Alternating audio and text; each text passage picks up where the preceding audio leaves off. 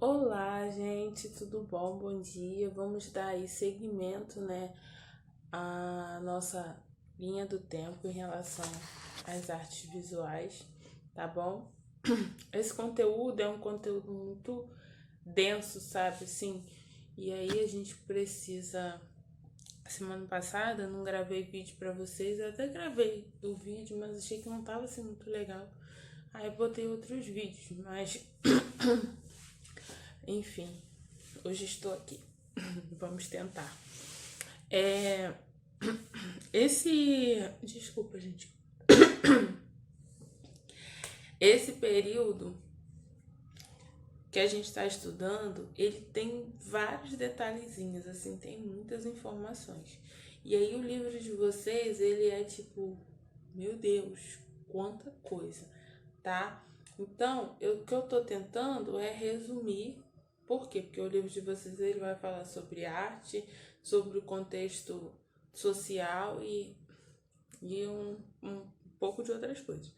E aí, assim, não que isso não seja importante, mas é que o tempo que a gente tem é pouco para eu trabalhar essas questões que vocês vão ver, talvez em história, né? E em outras matérias, tá bom? Então, por isso que eu tô dando, assim, preferência a falar sobre a arte mesmo, tá bom? Então, assim, a minha programação hoje é que a gente fale de três movimentos, que é o bizantino, tá? O românico e o gótico. Acho que é isso. Então vamos lá. Primeira coisa, uma coisa muito importante: bizantino é aonde vai surgir a religião. E aí tudo nesse rolê vai mudar. Por quê? Lembra que antes a gente tinha uma crença em vários deuses, uma questão da ciência, estudos sobre as coisas, sobre as pessoas, essa curiosidade pelo ser humano, pela existência, tudo isso rolava, né? Além da questão de uma de um pensamento político, tudo isso. E aí, no bizantino, a religião começa a surgir. Só que ela não surge assim, tipo, bum, só religião, todo mundo me ama. Não. A religião, a crença em Deus, né? Essa crença no evangelho, ela surge dentro das pessoas mais pobres, sabe? Dentro das famílias mais pobres. Então, para fazer os cultos, as pessoas se encontravam no subterrâneo, né? Assim, porque antigamente as pessoas eram sepultadas em túneis subterrâneos, sabe? Ah, tem a rua aqui, embaixo tem um túnel onde as pessoas são sepultadas. Não tinha muito esse rolê de cemitério, tá? Então, as pessoas se encontravam ali, nesse espaço onde ninguém queria estar, né? Porque esse medo da morte sempre existiu.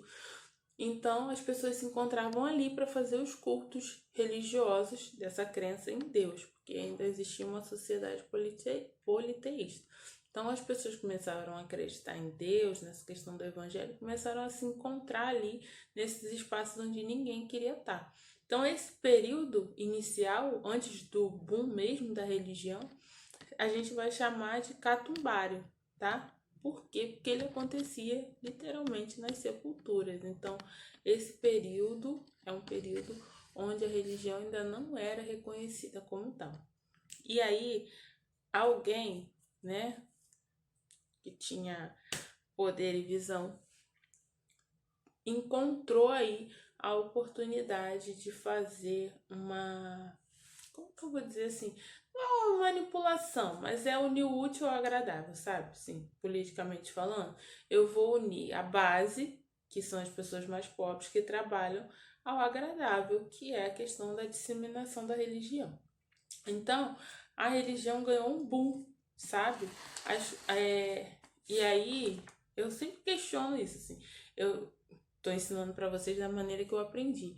Mas eu sempre questiono isso, porque imagina, os pobres começaram a praticar essa religião. E aí, de repente, a pessoa que tem grana começa a praticar a religião, toma validade, as igrejas ficam super luxuosas e aí o pobre precisa é, se humilhar para participar dessa coisa que ele começou. É muito complicado, para mim é muito complicado aceitar, mas enfim, vamos lá. E aí depois disso, você tem um boom da religião, assim, onde tudo vai ser ligado à religião. A produção artística, a produção musical, as danças, teatro, tudo vai ser ligado à igreja, tá? Temas religiosos, a ideia de catequizar o ser humano, assim, vai ser forte, sabe? É como se fosse uma necessidade mesmo. A gente precisa catequizar, a gente precisa trazer essas pessoas para dentro da igreja. Então você vai ter uma arquitetura que é baseada na construção das igrejas, tá? Você vai ter passagens bíblicas nas paredes, você vai ter esculturas de santos, você vai ter o evangelho nos espaços, tá? Tô procurando aqui para mostrar para vocês. Por exemplo, olha, aqui a gente tem uma escultura, essa escultura é religiosa, né? Tem a questão do símbolo do cordeiro aqui, tá bom? Aqui, ó, tá falando das catacumbas, tá vendo? A imagem tá horrível, não tô focando. Enfim. Aqui você tem uma pintura, tá? Você vai ter uma produção toda feita através do evangelho, ó. Essa pintura aqui é religiosa, né? Você vê. E aqui, ó, tá vendo que na pintura, essa imagem aqui do meio tem uma auréola assim em volta. Era o jeito deles representarem as santidades. Aqui você tem pessoas comuns, né? Os santos, na verdade, santidades não. Aqui você tem as pessoas comuns, talvez padres, tal, e aqui você tem o centro, que deve ser a figura de um santo, ou algo do tipo, alguém importante. E aí tem essa auréola em volta, né? Para dizer que essa pessoa, que essa imagem aqui é a imagem de um santo. Você vê que as cores são bem frias, né? Você não tem cores vibrantes. Geralmente a paleta de cores era essa e a presença do ouro para dizer da importância, tá? Aqui, ó, questão da construção da igreja. As igrejas eram tipo, gente, a gente vai ter na arquitetura. Nesses 3 períodos, assim, a arquitetura vai ser o boom do negócio, porque cada período vai mexer com a igreja de uma maneira diferente, com a estrutura da igreja mesmo, tá? Uma coisa sobre as imagens que eram pintadas na arte bizantina, elas eram imagens chapadas, tá? Não tinha tridimensionalidade, não tinha volume no rosto, um ensaio de volume nos tecidos, mas geralmente é uma imagem bem chapada mesmo, não tinha essa ideia de ilusão de realidade não, tá? Ó, pode ver aqui, nessa pintura, ela é uma imagem bem chapada, né? Você tem uma tentativa de volume aqui, mas na verdade ela é bem reta. Não tem essa ideia de que é uma pessoa ou nada disso. Essa aqui é bem parecida com a outra que a gente já viu. Tá vendo? Aqui você tem uma passagem bíblica. Você tem as pessoas que não são santos. E aqui no meio, provavelmente, a figura de Maria. Tem uma auréola aqui em volta da cabeça para dizer a importância dela, né? Como santa. O que acontece? Nesse momento, as construções elas eram feitas todas com arco botante e cúpula, que é como se fosse um círculo assim aberto, né, em cima, onde eram pintadas passagens bíblicas ou eram feitos mosaicos, tá bom? Esse período também é um período dos afrescos, tá? O afresco, ele é uma técnica, acho que eu já falei isso em algum vídeo para vocês, mas vou reforçar, tá? O afresco, ele é uma técnica que usa argamassa fresca, né? E você pinta por cima da argamassa fresca e os dois secam ao mesmo tempo. E a presença do mosaico também é muito forte, assim. Os mosaicos eram, tipo, fundamental na arquitetura da igreja. A gente vai ter essas produções, tanto de mosaico, afresco, dentro da arquitetura da igreja, sabe? As coisas vão ser tudo unidas, assim. Eu vou unir a arquitetura a, ao mosaico, ao afresco, entendeu? Vai ser tudo num espaço só, não tenho elementos separados, tá bom? Assim como as esculturas também muitas vezes vão ser feitas em relevo na igreja, tá? Uma coisa que a gente aqui, ó, tá? Tá vendo essa imagem? A gente vai chamar essa imagem de ícone. A gente vai falar muito sobre iconografia, tá? Dentro da arte bizantina. Geralmente, o ícone, ele é uma representação de uma coisa que já existe. Então, por exemplo, existe, né? Na crença das pessoas existia. Então, eu vou representar aquela divindade, aquele santo, né? Aquela pessoa, através de um ícone, tá? Então, por exemplo, todas as imagens de Maria com Jesus no colo vão ser muito parecidas. Elas não vão ter, eu não posso me expressar como eu enxergo Maria com Jesus no colo. Eu tenho um ícone de Maria com Jesus no colo e minha pintura vai precisar parecer com aquele ícone, tá? E as pinturas nessa época, elas são muito engessadas. Elas são todas feitas dentro de um padrãozinho ali, milimetricamente calculado, tudo direitinho. Não dá, não pode sair, entendeu? Do que se espera. Vamos lá. Tenho a questão agora do românico e do gótico. Vou tentar fazer um comparativo, né, entre um e o outro para ver se a gente fica um pouco imaginando. Primeira coisa é que a gente precisa entender o seguinte: nesse momento, assim, cada movimento ele vai ter uma interferência do outro, sabe? Tipo assim, eu tenho bizantino pro românico, mas dentro do românico eu tenho coisas que nasceram lá no bizantino, tá? Essas coisas não ficam por terra. Por que também? Porque a construção demorava, tipo, muito tempo. Então, no mínimo era reconhecer aquela coisa que já estava ali pronta, tá? E aí, assim, a gente vai começar, óbvio, pela discussão das construções das igrejas, tá? Porque nesse momento a religião ela vai reger todas as paradas. Questão de pintura, questão de arquitetura, escultura, ela vai reger tudo, real. Tudo vai ser ligada a essa existência da igreja, tá?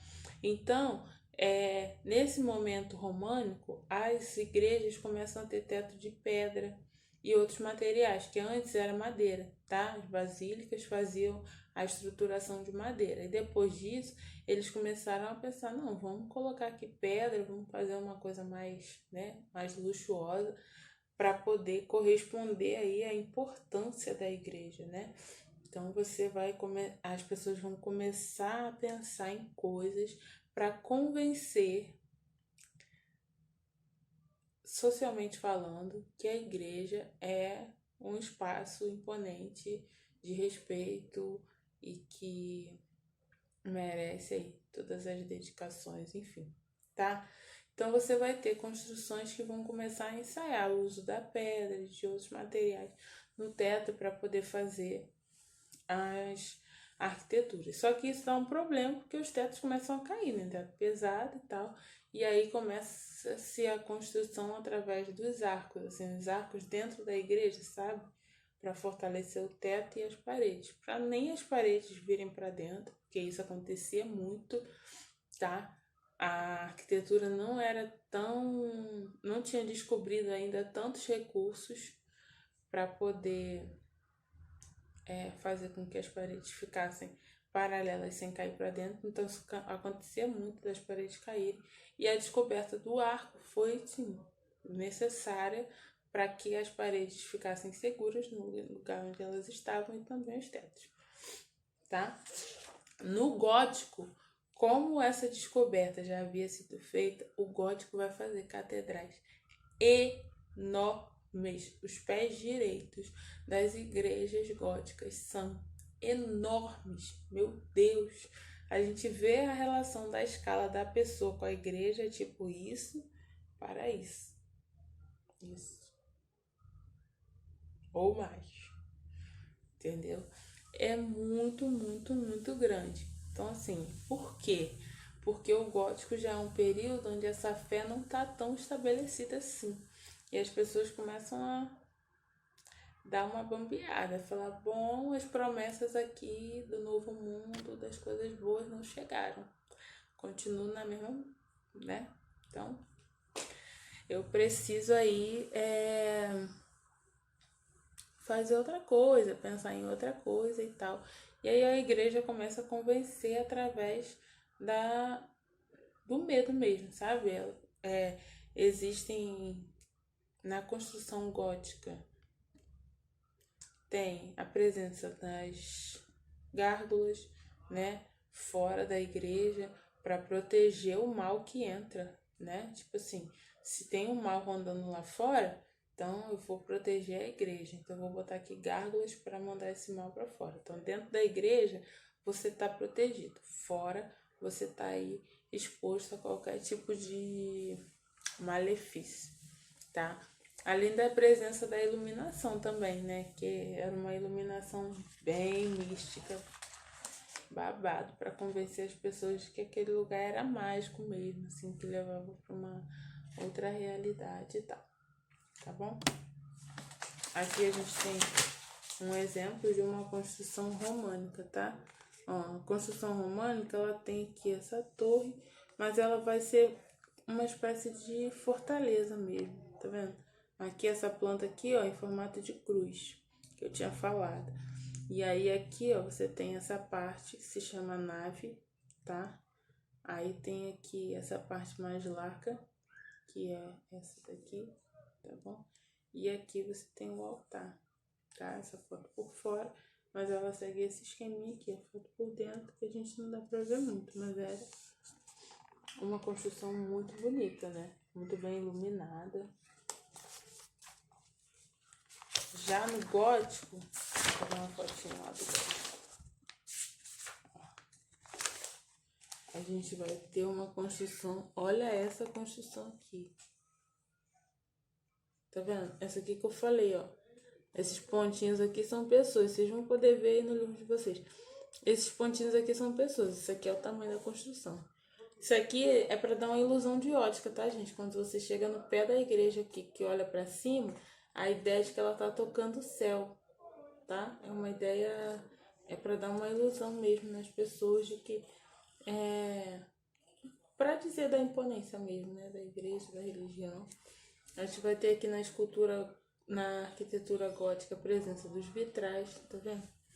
Que são janelas feitas por pedacinhos de vidro que iluminam dentro da igreja e fica uma atmosfera bem mística. Isso aqui a gente chama de rosácea, que é essa rodinha, né? Que ela também é feita de vidros coloridos e ela fica do lado oposto do altar. O altar fica lá atrás e ela fica aqui na frente. Que a luz também entra por aqui e faz uma iluminação diferente lá no altar, trazendo uma atmosfera mística, né? Meio mágica e tal. Tá? A pintura, ela vai ser, acho que parecida, tá? A pintura românica vai ser os afrescos e a questão do ícone religioso, tá? E a pintura gótica também vai ser dentro desse esqueminha, só que ela vai buscar uma apelação dramática maior, tá bom? Ó. Mas é muito parecida com aquela outra pintura que a gente já viu, tá vendo? Maria, Jesus no colo, as auréolazinhas, tá bom? Aqui você tem, lá você tem o afresco, né? Que é a pintura sobre o gesso. E aqui você vai ter o retábulo, que são pinturas sobre madeira. Tá vendo esse formato aqui? É como se tem mais uma abinha pra cá e uma pra cá, que fecha assim como se fosse uma portinha, tá bom? E aí você tem essas pinturas de madeiras que geralmente contam uma história, né? Religiosa, claro. Ó. Tem até umas pinturas que tem uma característica um pouco diferente, mas em geral elas vão ter, ó, tá vendo? A identificação da santidade, aqui você pode ver, tá? Olha essa arquitetura iluminada. Vocês podem ver no livro de vocês. Tá lindíssimo, né? Gente, é mágico mesmo. Mágico de verdade. E as esculturas é a mesma coisa. Começou um pagodinho aqui. Tá ótimo. Vou tentar terminar rápido. Ó.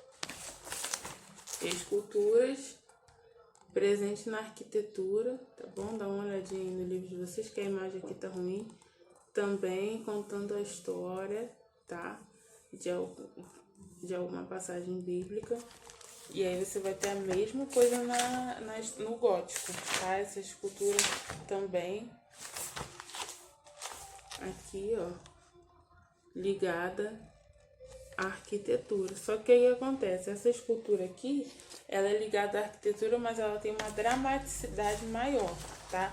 Porque aqui a necessidade era outra. A primeira necessidade lá era, tipo, ostentar mesmo, porque a fé estava em alta. Aqui já não tinha tanto assim, tá? Aqui começou uma disputa entre razão e fé. As pessoas começaram a perceber que não dava para ser assim tão, né, envolvido pela fé, que precisava existir alguma razão. Então a igreja começou a perder um pouco de credibilidade e ela precisava convencer as pessoas. Por isso essas arquiteturas gigantescas, né, enormes, olha. Aqui tem uma outra.